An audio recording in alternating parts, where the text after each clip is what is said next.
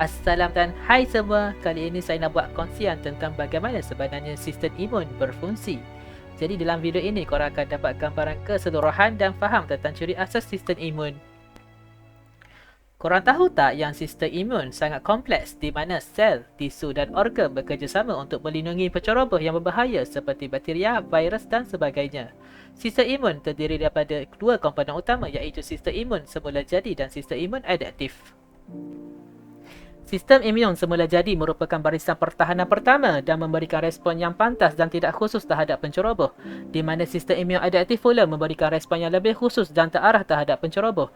Ia mengambil masa yang lebih lama untuk diaktifkan tetapi amat berkesan. Jadi dalam video ini kita akan fokus tentang dua sistem ini. Ada juga satu lagi sistem yang dinamakan sistem komplemen yang berfungsi bersama dengan dua sistem tersebut. Tetapi untuk video ini kita tidak fokus yang ini kerana ia lebih kompleks. Jom kita tengok apa yang berlaku apabila patogen contohnya bakteria menyerang badan kita. Pada mulanya, bakteria ini kena tembusi barisan pertahanan pertama iaitu halangan fizikal seperti kulit sebelum jangkitan boleh berlaku. Biasanya penceroboh ini dia terhalang dekat sini sahaja, tapi apabila ada luka dekat kulit, diorang boleh berjaya tembusi. Ada juga halangan fizikal yang lain seperti mukosa dalam sistem pernafasan, keseluruhan saluran pencernaan dan dalam sistem genitourinary iaitu saluran kencing dan dalam sistem pembiakan. Ada juga penghalang kimia seperti hidroklorik asid dalam perut, lysosam dalam peluh dan air mata dan lactic acid dalam faraj. Seterusnya, kita kembali kepada apabila bakteria ini dah cuba masuk dalam badan kita. Ada tiga benda berlaku. Yang pertama, makrofage ini dia akan kenal pasti bakteria tersebut dan dia akan aktifkan sistem imun semula jadi dalam badan kita. Yang kedua, ada sel dendritik ini yang dia akan ambil antigen yang ada dekat patogen bakteria. Lepas tu dia akan pergi ke saluran darah dan sistem limfatik untuk mengesal sel T dan B yang daripada sistem imun adaptif untuk aktifkan mereka. Yang ketiga, dengan pencerobohan bakteria ini secara langsung akan aktifkan sistem komplemen yang kita tidak fokus untuk video ini. Berikut adalah ahli-ahli sistem imun semula jadi yang kebanyakan ahlinya terdiri daripada fagosit iaitu sel darah putih yang terdiri daripada dua jenis utama iaitu neutrophil dan macrophage. Fungsi utama diorang ini untuk mengenal pasti, menelan dan memusnahkan penceroboh melalui proses fagositosis. Ada juga sel pemusnah semula jadi yang diorang ini macam pembunuh upahan yang memburu sel-sel yang dijangkiti dan menyingkirkan mereka. Untuk proses fagositosis, apa yang berlaku apabila contohnya macrophage mengenal pasti penceroboh, diorang akan memanjangkan membran selnya untuk mengelilingi dan menelan penceroboh. Bila dah dekat dalam, enzim akan memecahkan zarah penceroboh yang ditelan menjadi kepingan yang lebih kecil dan tidak berbahaya. Selepas penghadaman, sisa bahan buangan dikeluarkan daripada sel. Apabila perang antara sel imun dengan penceroboh tengah berlaku dalam badan kita, masa ni jugalah berlaku tidak balas keradangan di mana korang akan mungkin boleh demam, hilang selera makan dan kelesuan. Seterusnya, sistem imun adaptif melibatkan dua watak utama iaitu sel T dan B yang mana kedua-dua mereka daripada jenis sel limfosit dan diorang bergerak bebas dalam sistem limfatik dan darah.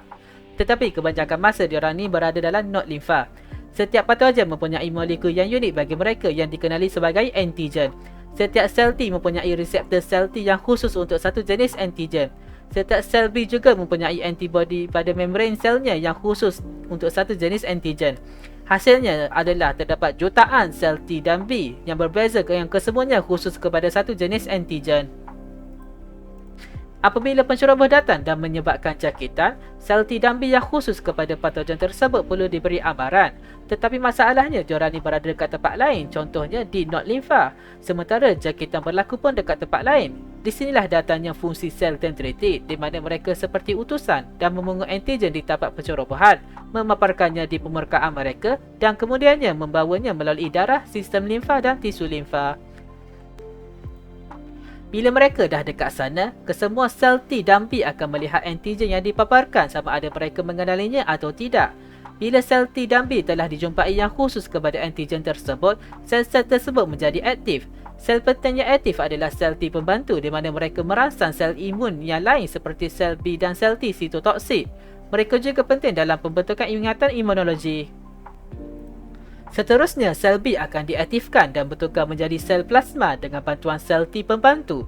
Sel plasma pula akan menghasilkan antibodi, iaitu protein yang boleh menunjukkan kesan toksik daripada patogen dan boleh mencegah jangkitan virus. Sel T sitotoksik juga diaktifkan yang akan menyerang dan menghancurkan sel-sel yang dijangkiti secara langsung. Selepas pendedahan awal kepada patogen, sel-sel memori terbentuk iaitu sel T memori dan sel B memori. Sel-sel ini dia akan mengingati antigen khusus yang dijumpai semasa jangkitan awal. Jika patogen yang sama menyerang tubuh semula, sistem imun dapat memberikan tindak balas yang jauh lebih cepat dan lebih kuat, berkesan mencegah atau meminimumkan kesan jangkitan tersebut. Jadi itulah ringkasan bagi bagaimana sistem imunisasi berfungsi. Harap video ini dapat membantu dan bagi manfaat kat korang. Kalau korang suka video macam ni, tolonglah like, share dan subscribe for more random knowledge. Terima kasih.